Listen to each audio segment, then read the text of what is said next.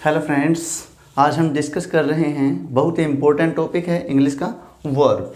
आपको पता है कि जब भी आप कोई सेंटेंस क्रिएट करते हैं तो सेंटेंस में सबसे इम्पोर्टेंट रोल जो प्ले करता है वो होता है वर्ब। तो आज हम जानेंगे कि वर्ब क्या होता है और वर्ब कितने टाइप की होती हैं, उनको किस प्रकार से हम यूज करेंगे। देखिए वर्ब क्या होता है। Verb means action which is performed by subject. Verb का मतलब क्या होता है? एक्शन जो भी परफॉर्म किया जाता है सब्जेक्ट के द्वारा। जैसे अभी मैं आपको टीच कर रहा हूँ तो टीच क्या हो गया? वर्ब हो गया। ठीक है। आप अपने नोटबुक के अंदर राइट कर रहे हैं तो राइट क्या हो गया? वर्ब हो गया। आप मेरी बातों को सुन रहे हैं तो लिसन क्या हो गया? वर्ब हो गया। ठीक है। तो जैसे कम है, आना, गो मैंने, जाना। ठीक है। तो ये सभी के सभी क्या है? वर्ब है। ठीक है। तो verb means action which is performed by subject is called a verb. Verb जो हैं वो दो टाइप की होती हैं। कितने टाइप की होती हैं verbs? There are two types of verbs. First होता है फाइनाइट वर्ब और सेकंड होता है non finite verb. Okay. First होता है फाइनाइट वर्ब, सेकंड होता है नॉन फाइनाइट वर्ब। अब देखिए फाइनाइट वर्ब क्या होता है और नॉन फाइनाइट वर्ब क्या होता है।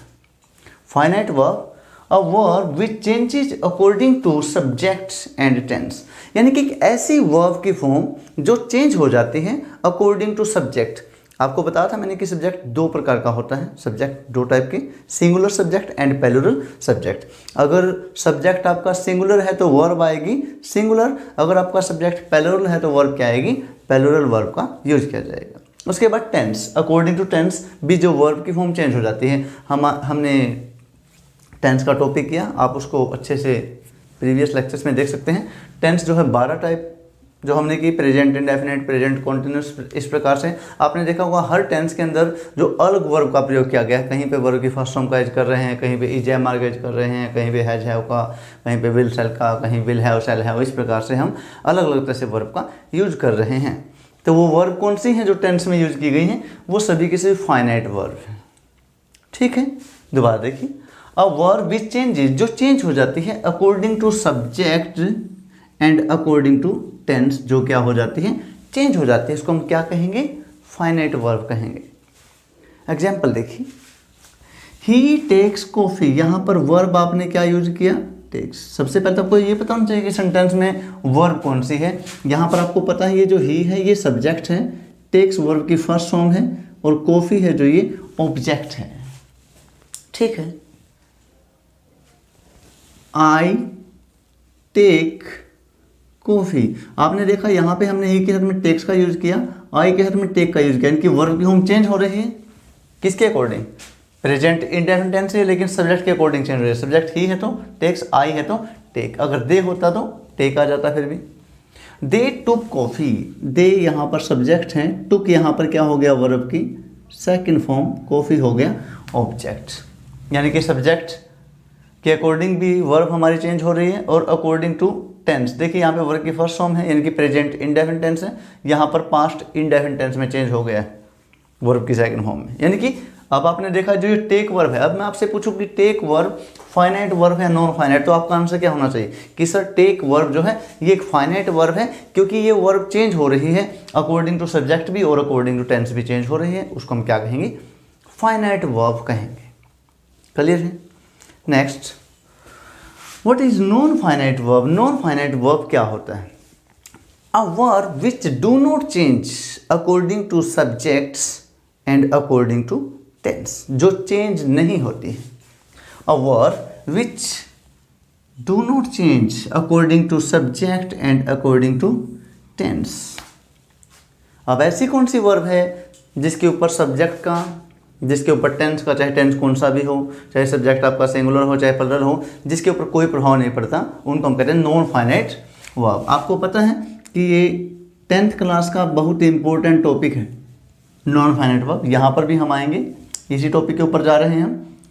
अदरवाइज आप कोई भी एग्जाम देते हैं तो वर्ब के बिना कोई भी जो टॉपिक है, आप उसको क्लियर नहीं कर सकते, तो इसलिए हम इसको बड़ा अच्छे से पढ़ेंगे, इसलिए हमने स्टार्ट किया इसको वर्ब से। एग्जाम्पल देखिए, he I want to go there, I subject है, हमने लिखा यहाँ पे want to go there.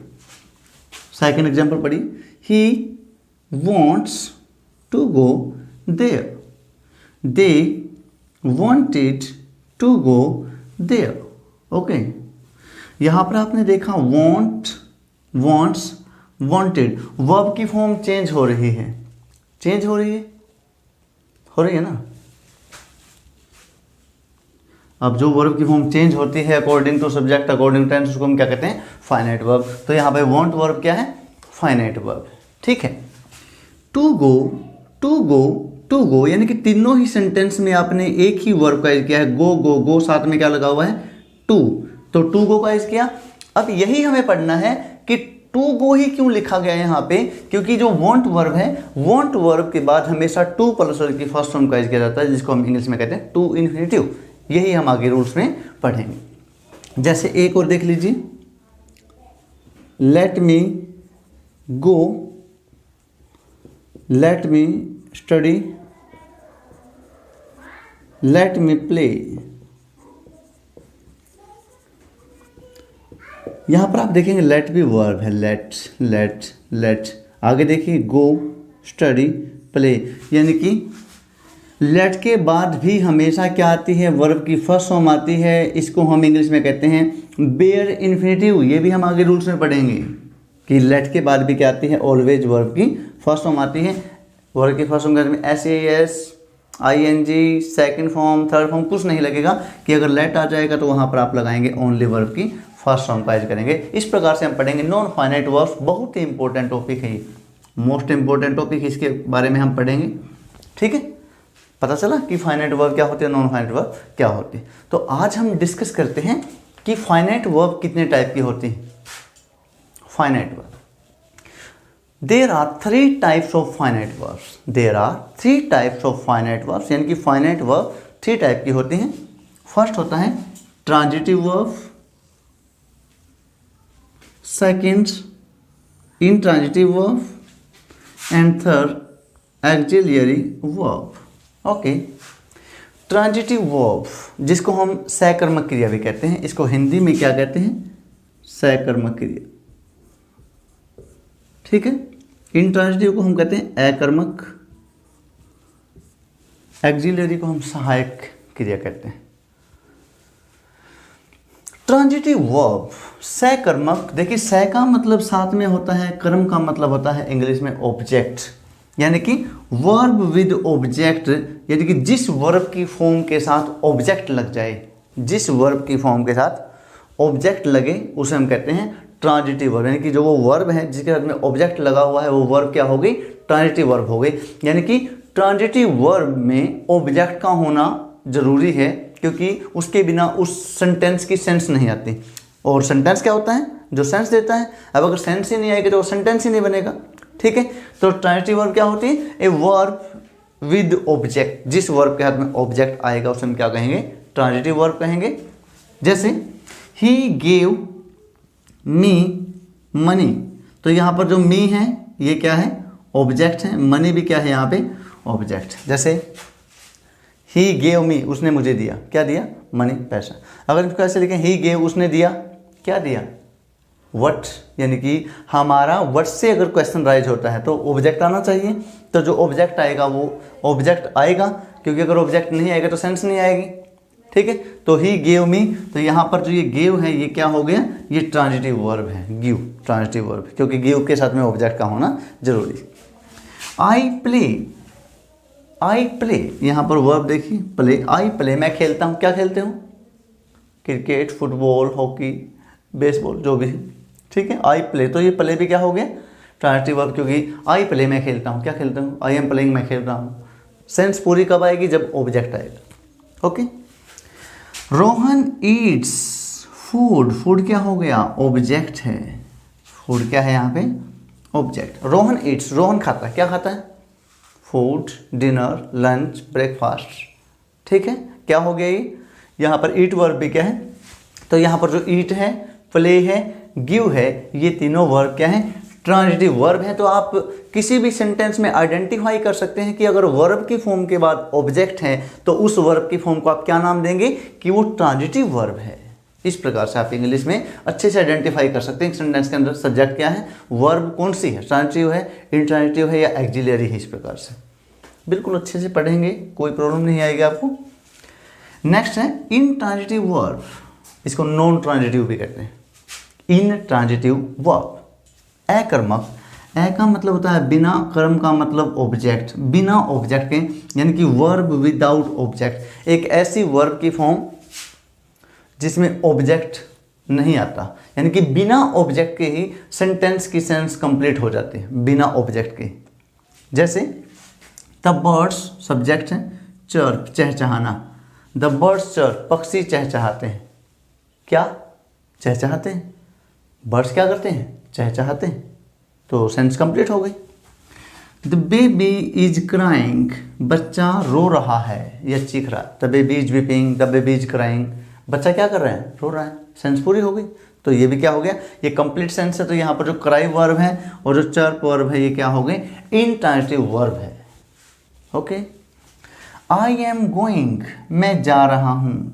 I am going, मैं जा रहा हूँ। कहाँ जा रहे हो? तो आगे बताना पड़ेगा ना। क्या? आई एम गोइंग, मैं क्या कर रहा हूँ? मैं जा रहा हूँ। तो क्या हो गया? सेंस कंप्लीट हो गई। अब क्या होता है, ये भी एक अच्छा क्वेश्चन है कि कोई भी इनट्रांजिटिव वर्ब ट्रांजिटिव कब बन जाती है? कोई भी इनट्रांजिटिव वर्ब ट्रांजिटिव तब बन जाती है जब इनके बाद प्रीपोजिशन लग जाएगी और प्रीपोजिशन के बाद क्या आ जाएगा? ऑब्जेक्ट आ जाएगा। जैसे the birds chirp in the woods, जंगलों में, इन द वुड्स, पक्षी जंगलों में चहचहा रहे हैं। The baby is crying for milk, for के बाद में मिल्क आया है यहाँ पे, for milk, for water, for mother. इस प्रकार से I am going to Delhi, I am going to Hisar, I am going to school. इस प्रकार से यानी कि इनट्रांजिटिव वर्ब ट्रांजिटिव तब बन जाती है जब इसके बाद प्रीपोजिशन आती है और प्रीपोजिशन के बाद क्या आता है? ऑब्जेक्ट आता है। तो एक इनट्रांजिटिव वर्ब क्या बन जाती है? ट्रांजिटिव वर्ब में चेंज हो जाती है। तो ये हमारा ट्रांजिटिव और इनट्रांजिटिव वर्ब का कंसेप्ट क्लियर है। अब हम बात करते हैं एक्सिलरी वर्ब के बारे में। एक छोटे से छोटे बच्चे को भी इन बातों का पता होना चाहिए कि यहाँ से हमारा जो वर्ब है वो स्टार्ट होता है। ग्रामर का जो टॉपिक है वो यहीं से स्टार्ट होता है, बिल्कुल बेसिक, जीरो से। एक्सिलरी वर्ब जो है वो 3 टाइप की होती हैं। कितने टाइप की होती हैं एक्सिलरी वर्ब? 3 टाइप की। फर्स्ट होता है हेल्पिंग वर्ब, सेकंड होता है मॉडल्स। देखिए आपने मॉडल का टॉपिक, हमने प्रीवियस लेक्चर में आपको मॉडल का टॉपिक हमने करवा दिया है। और अभी आप देखेंगे कि जो मॉडल है वो भी कहाँ से निकला है? वर्ब से ही निकला है, ए फॉर्म ऑफ वर्ब ही है वो भी। उसके बाद है मार्जिनल्स, इसके बारे में भी हमने डिस्कस किया था मॉडल्स में, स्पेशली मेंशन किया था मैंने मार्जिनल्स क्या होते हैं। ये भी वर्ब से ही हमें अच्छे से क्लियर हो जाता है। क्या समझे? एक्सिलरी वर्ब 3 टाइप की होती हैं, helping verb, modals and marginals. Helping verbs कुछ बेसिक वर्ब भी होती, बेस वर्ब्स। कैसे? देखिए हेल्पिंग वर्ब कौन सी? बी से स्टार्ट होती हैं। बी का मतलब is, am, are, does, does, did, has, have, had, was, were, will, shall, these are called helping verbs. अब ये जो हेल्पिंग वर्ब्स है, अब ये वर्ब में है तो इनके बाद में वर्ब आने चाहिए ना। अभी आपने टेंस जब किया तो पता है इज, एम, आर के बाद वर्ब की फॉर्म के हाथ में आईएनजी लगेगा, ठीक है। अगर ये पैसिव फॉर्म में है तो is being, am being, are being plus verb की थर्ड फॉर्म लगेगी, क्योंकि वॉइस है तो थर्ड फॉर्म लगेगी। पैसिव वॉइस में जब एक्टिव से पैसिव बनाएंगे। डू, डज, डिड्स इनके बाद वर्ब की फर्स्ट फॉर्म लगती है। हैज, हैव, हैड के बाद वर्ब की थर्ड फॉर्म लगती है। वाज, वर के बाद वर्ब की फर्स्ट फॉर्म के बाद में आईएनजी लगता है। विल सेल के बाद वर्ब की फर्स्ट फॉर्म लगती है। तो यानी कि टेंस में आपने इनको यूज किया। तो हेल्पिंग वर्ब यूज कहाँ पे करेंगे आप? टेंस में। और ये वर्ब का ही एक टॉपिक है। आई डू नॉट टेल, आपने देखा यहाँ पे डू नॉट लिखा हुआ है। डू नॉट के बाद क्या लगाएंगे? वर्ब की फर्स्ट फॉर्म लगाएंगे। I do not tell lies. Okay. She is reading a book, she के बाद इज है, हेल्पिंग वर्ब है इज। रीड क्या हो गया? वर्ब की फर्स्ट फॉर्म और साथ में क्या यूज कर दिया? ING. She is reading a book. Okay, this is helping verb. ठीक है, नेक्स्ट है हमारा मॉडल्स। इसके बारे में हम बड़ा अच्छे से डिस्कस कर चुके हैं हमारे प्रीवियस लेक्चर्स में। अगर आप मॉडल्स अच्छे से स्टडी करना चाहते हैं तो जो हमने आपको 8 लेक्चर्स दिए हैं मॉडल्स में बिल्कुल अच्छे से समझाने के लिए, तो वहाँ से आप मॉडल के बारे में अच्छे से डिस्कस कर सकते हैं। आपको पता होना चाहिए कि मॉडल्स क्या होते हैं। A form of verb which tell us about mode of action, यानी कि मोड ऑफ एक्शन कैसा है। ये वर्ब की फॉर्म ही है एक जो मोड ऑफ एक्शन बताएगा, यानी कि एक्शन किस मोड में हो रहा है। तो कौन से हैं? Will, would, shall, should, ought to, can, could, may, might, must, have to, ये है हमारे मॉडल। ठीक है, I can swim in the rivers, can model है। आपको सभी को पता होना चाहिए कि मॉडल्स के बाद ऑलवेज वर्ब की फर्स्ट फॉर्म आती है। मॉडल्स के बाद क्या आती है? वर्ब की फर्स्ट फॉर्म का यूज किया जाता है। कैन मॉडल है, इसके बाद क्या है? वर्ब की first form. One should do once duty, तो यहाँ पे शुड क्या है? मॉडल है। इसके बाद क्या लगा दिया हमने? डू वर्ब की फर्स्ट फॉर्म। तो ये है हमारे मॉडल्स, इनके बारे में आप अच्छे से ऑलरेडी पढ़ चुके हैं। अब है बहुत ही इंपॉर्टेंट है मार्जिनल्स। मार्जिनल एक्सिलरी वर्ब कहते हैं इनको। ये 3 हैं सिर्फ। कौन से हैं? याद रखेंगे आप। Needs, dare, use to.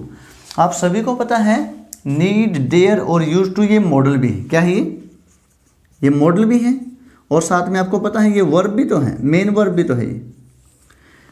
यानी कि मार्जिनल्स क्या होते हैं?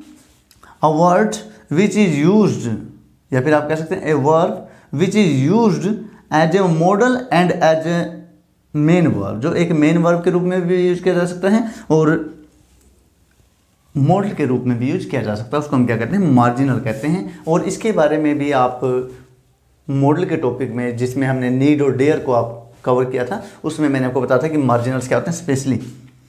अब यहाँ पर एक बार देख लीजिए। नीड्स अगर मॉडल है तो इसके बाद वर्ब की फर्स्ट फॉर्म आएगी। अगर डेयर मॉडल है तो इसके बाद वर्ब की फर्स्ट फॉर्म आएगी। यूज टू मॉडल है तो इसके बाद वर्ब की फर्स्ट फॉर्म आएगी। ठीक है, जैसे ही नीड नॉट, आपको पता नीड नॉट नेगेटिव में इंटरोगेटिव सेंटेंस में यूज किया जाएगा। He need not enter the principal office. अब आप क्या नीड को वर्ब भी कह सकते हैं यहाँ पे, क्योंकि ही है। अब ही के साथ में अगर ये वर्ब होती तो नीड्स आता है यहाँ पे। ठीक है, लेकिन यहाँ पे क्या? ही नीड नॉट, ये क्या हो गया? मॉडल। और नीड नॉट मॉडल है तो इसके बाद क्या आएगी? वर्ब की फर्स्ट फॉर्म आएगी। आपको बताया था कि अगर नीड एक मॉडल है तो इसके बाद क्या आएगा? वर्ब की फर्स्ट फॉर्म। लेकिन अगर नीड मेन वर्ब है, क्या है? मेन वर्ब, तो इसके बाद क्या आएगा? टू प्लस वर्ब की फर्स्ट फॉर्म का किया जाएगा। He needs to go there. He needs. अब नीड्स कोई मॉडल नहीं होता। देखिए मॉडल्स के साथ में एस या E S I N G कुछ नहीं लगता मॉडल्स के साथ में। ठीक है, तो यहाँ पे नीड्स जो ये वर्ब है, इसके बाद क्या लगा दिया हमने? टू गो प्लस वर्ब, यानी कि टू प्लस वर्ब की फर्स्ट फॉर्म का यूज किया है।